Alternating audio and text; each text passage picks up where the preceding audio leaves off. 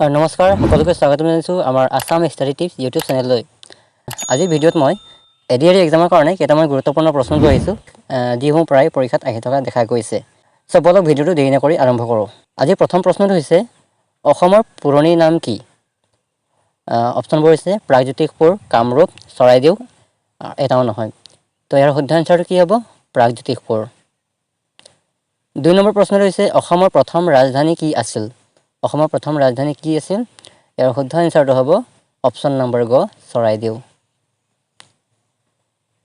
3 number হৈছে অসমীয়া আলোচনী জোনাকী প্ৰথম কোন চনত প্ৰকাশ হৈছিল?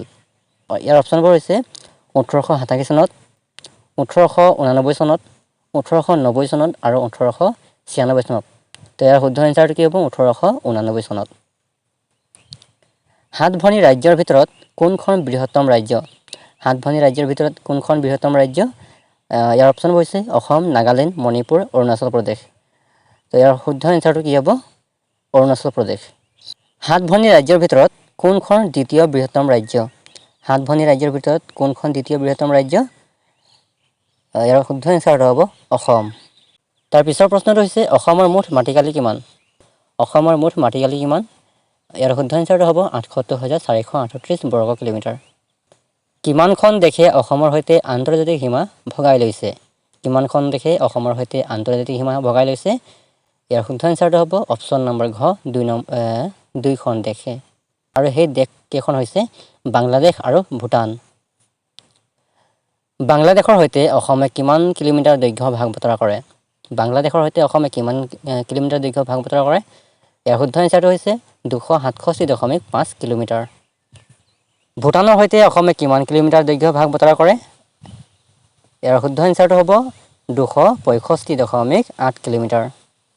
ভাৰতৰ কিমানখন ৰাজ্যৰ সৈতে অসমে সীমা ভাগ কৰিছে? ভাৰতৰ কিমানখন ৰাজ্যৰ সৈতে অসমে সীমা ভাগ কৰিছে? ইয়াৰ শুদ্ধ এনচাৰটো হ'ব 7খন ৰাজ্যৰ লগত। কোনখন ৰাজ্য অসমৰ বাহিৰত খোদিত কৰা হৈছিল? ইয়াৰ শুদ্ধ এনচাৰটো হ'ব নাগালেণ্ড। কিমান চনত নাগালেণ্ডক অসমৰ বাহিৰত খোদিত কৰা হৈছিল? কিমান চনত? ইয়াৰ শুদ্ধ এনচাৰটো হ'ব 1963 চনত। কিমান চনত মেঘালয়ক অসমৰ বাহিৰত খোদিত কৰা হৈছিল? ইয়াৰ শুদ্ধ এনচাৰটো হ'ব অপশ্যন নম্বৰ গ 1972 চনত। অঞ্চল অনুসৰি অসমৰ বৃহত্তম জিলা কোনখন? অঞ্চল অনুসৰি অসমৰ বৃহত্তম জিলা হৈছে কাৰ্বি আংলং। লগতে মই জনাই দিম যে কাৰ্বি আংলং জিলাখনৰ মুঠ মাটিকালি হৈছে 10,434 বৰ্গ কিলোমিটাৰ। এতিয়া হৈছে আমাৰ শেষৰটো প্ৰশ্নটোলৈ অসমৰ সৰু জিলা কোনখন? অসমৰ সৰু জিলা কোনখন? ইয়াৰ শুদ্ধ এনচাৰটো হ'ব দক্ষিণ শালমৰা। আৰু দক্ষিণ শালমৰাৰ মুঠ মাটিকালি হৈছে 568 বৰ্গ কিলোমিটাৰ। গতিকে আজিৰ ভিডিঅ'টো ইমানেই আছিলে। যদি ভিডিঅ'টো ভাল লাগিলে তেনেহ'লে লাইক কৰি দিব আৰু চেনেলটো যদি ছাবস্ক্ৰাইব কৰা নাই তেনেহ'লে এতিয়া ছাবস্ক্ৰাইব কৰি দিয়ক। চ' আজিলৈ আহোঁ ইমানেই। Bye bye.